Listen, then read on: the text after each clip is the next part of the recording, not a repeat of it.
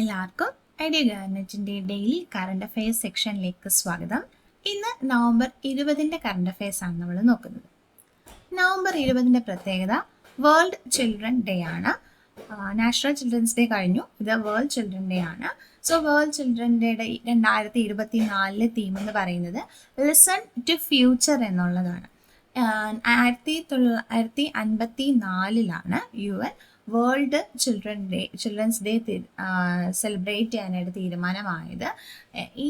എന്തുകൊണ്ടാണ് ഈ നവംബർ 20 എടുക്കുന്നത് എന്താന്ന് പറഞ്ഞു കഴിഞ്ഞാൽ, declaration of rights of children എന്ന് പറയുന്ന ആക്ട് അക്സെപ്റ്റ് ചെയ്ത ഡേറ്റ് ആണ് 1954 നവംബർ 20 എന്ന് പറയുന്നത്. അതുകൊണ്ടാണ് ആ ഒരു ദിവസത്തിന് വേൾഡ് ചിൽഡ്രൻസ് ഡേ ആയിട്ട് തിരഞ്ഞെടുത്തിരിക്കുന്നത്. സോ വേൾഡ് ചിൽഡ്രൻസ് ഡേ എന്നാണ്, നവംബർ 20 ആണ്.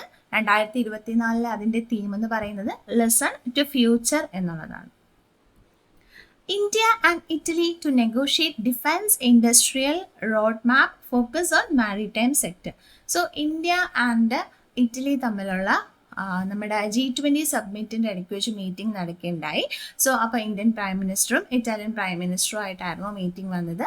ആ ഒരു മീറ്റിങ്ങിൽ വെച്ചിട്ട് ഇന്ത്യ ഇറ്റലി ആ റിലേഷൻഷിപ്പ് കുറച്ചുകൂടെ എൻഹാൻസ് ചെയ്യാനായിട്ട് തീരുമാനിച്ചിട്ടുണ്ട്.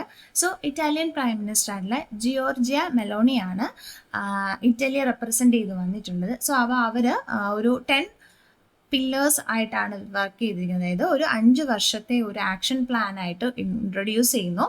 ജോയിൻറ്റ് സ്ട്രാറ്റജിക് ആക്ഷൻ പ്ലാൻ 2025-29 എന്നുള്ള പേരിൽ അവർ ഇന്ത്യ ഇറ്റലി ഇൻട്രൊഡ്യൂസ് ചെയ്യുന്നു. ആ ഇൻട്രൊഡ്യൂസ് ചെയ്യുന്നതിനകത്തുള്ള മേഖലകൾ എന്ന് പറയുന്നത് ഡിഫൻസ് ഉണ്ട്, സെക്യൂരിറ്റി ഉണ്ട്, ടെക്നോളജി ഉണ്ട്. അങ്ങനെ ഒരു 10 മേഖലകളാണ് അവർ ആ ഒരു കോപ്പറേഷൻ ബൂസ്റ്റ് ചെയ്യാൻ വേണ്ടിയിട്ട് തിരഞ്ഞെടുത്തിരിക്കുന്നത്. സോ അപ്പോൾ ആ 10 മേഖലകൾ നമുക്ക് നോക്കാം. Science and technology, startup, then energy transition, space sector, defense cooperation, security cooperation, migration, mobility, cinema, culture and tourism, economic cooperation and political dialogue.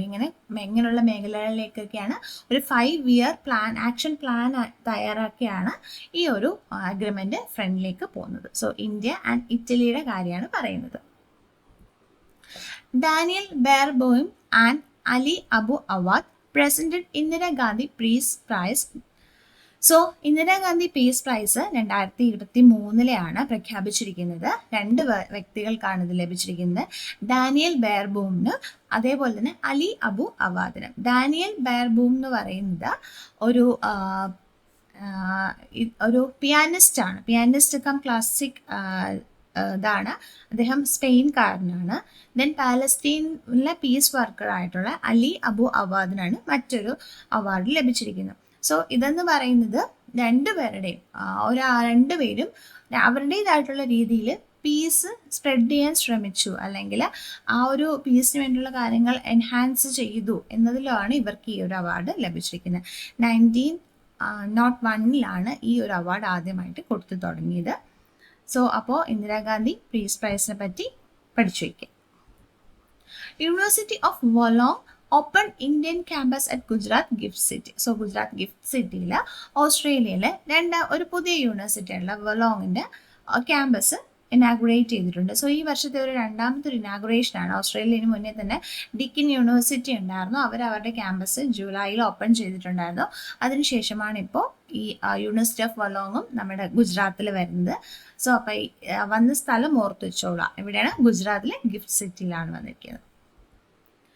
വാൽഡസി ഉറിസിയ elected as new secretary general of Interpol. So Interpol എന്ന് പറയുന്നത് ഏറ്റവും famous ആയിട്ടുള്ള ഒരു police force ആണ്. So അതിൻ്റെ പുതിയ secretary ജനറലിനെ elect ചെയ്തിട്ടുണ്ട്. അത് വാൽഡസി ഉർക്കുസിയാണ്.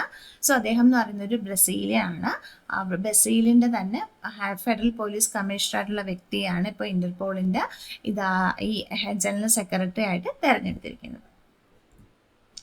NASA partners with Microsoft simplify access to earth science data. ഇതെന്ന് പറയുന്നത് ഒരു AI ചാറ്റ് ബോട്ട് ഡെവലപ്പ് ചെയ്തു. ആ ചാറ്റ് ബോട്ടിൻ്റെ പേര് എർത്ത് കോപ്പിലോട്ട് എന്നുള്ളതാണ്.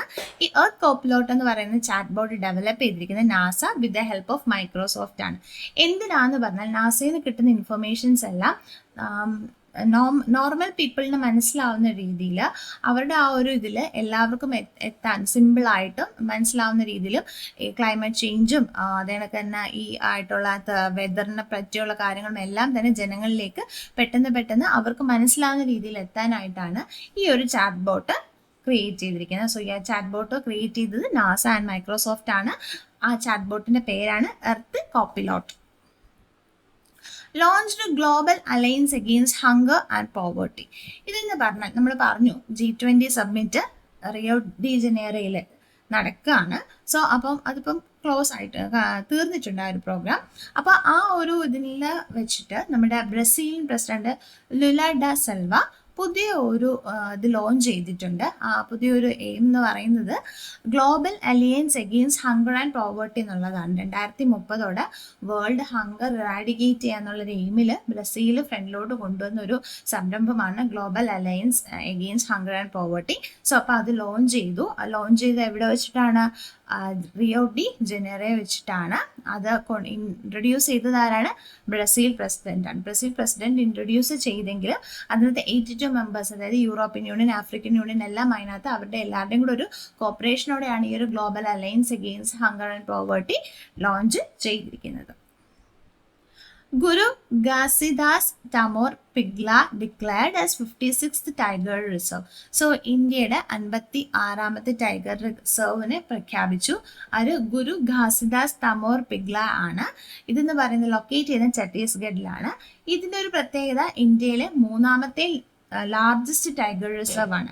ഫസ്റ്റ് ലാർജസ്റ്റ് നമുക്കറിയാം ആസാമിലെ മനാസ് ടൈഗർ റിസർവ് ആണ്. സെക്കൻഡ് നമുക്കറിയാം ആന്ധ്രാപ്രദേശിലെ നാഗാർജുന ശ്രീശൈലം ടൈഗർ റിസർവ് ആണ്.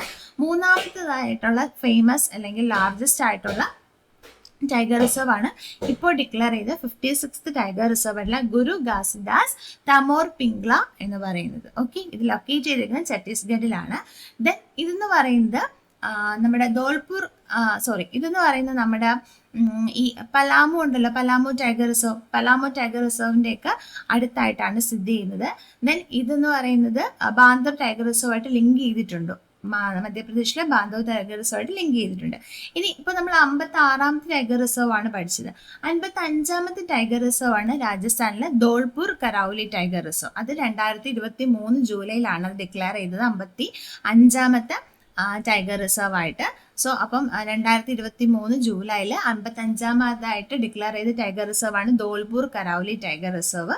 അത് രാജസ്ഥാനിലാണ്. 56ാമത്തത് ഇപ്പോൾ ഛത്തീസ്ഗഡിൽ ഡിക്ലെയർ ചെയ്ത ഗുരു ഘാസിദാസ് തമോർ പിംഗ്ല ടൈഗർ റിസർവ് ആണ്. ഓക്കെ, ഇത് പ്രഖ്യാപിച്ചത് union minister for environment, forest and climate ചേഞ്ചുള്ള ഭൂപേന്ദ്ര യാദവ് ആണ്. ഇതോടെ ഇന്നത്തെ കറണ്ട് അഫയേഴ്സ് അവസാനിക്കുന്നു. Thank U.